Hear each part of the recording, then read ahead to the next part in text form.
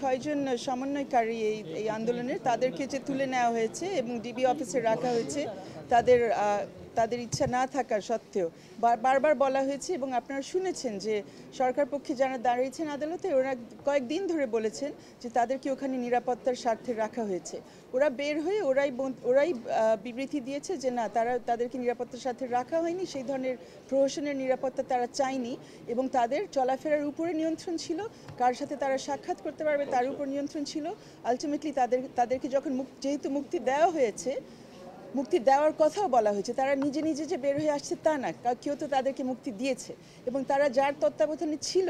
যেই ব্যক্তি ডিবি হারুন, ওনাকেও এর মধ্যে ওই জায়গা থেকে সরানো হয়েছে। সো অ্যাডমিটেড অনেক ঘটনা এর মধ্যে ঘটে গেছে, কিন্তু কোর্ট যেটা বলেছে যেহেতু আমাদের প্রেয়ারও ছিল যে তাদেরকে মুক্তি দেওয়া হোক, তারা যেহেতু এখন মুক্ত অবস্থায় আছেন এই ব্যাপারে ওনারা আর কোনো মন্তব্য করতে চান নাই বা এই বিষয়টা নিয়ে তারা আর কোনো নির্দেশনাও দেন নাই। কিন্তু আমাদের একটি কথা রয়ে গেছে যেটা কোর্টে নিষ্পেষিত হয়নি, যে তাদেরকে কোন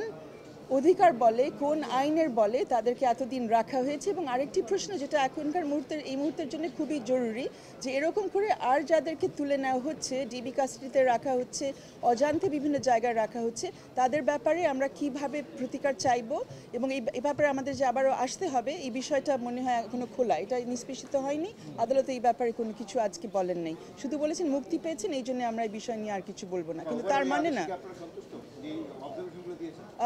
আমরা ওনাদের যে অবজারভেশন হয়েছে গুলিবর্ষণের ব্যাপারে সেটাতে আমরা অবশ্যই সন্তুষ্ট, কারণ ওরা পরিষ্কার করেছেন যে আইন অমান্য করে কিছু করা যাবে না এবং আইনও খুবই পরিষ্কার যে গুলিবর্ষণ এমনি করা যাবে না, লাইভ রাউন্ড যখন ইচ্ছা চালানো যাবে না এবং এটা ক্লিয়ার এবং আইনটা এখন স্ট্রিক্টলি ফলো করতে হবে। আমরা সবচাইতে বেশি সন্তুষ্ট যে আদালত বলেছে যে যারা এই ধরনের ঘটনা ঘটায়, আইন বহির্ভূত কোনো ঘটনা যারা ঘটায়, আটকের ক্ষেত্রে হোক গুলিবর্ষণের ক্ষেত্রে হোক,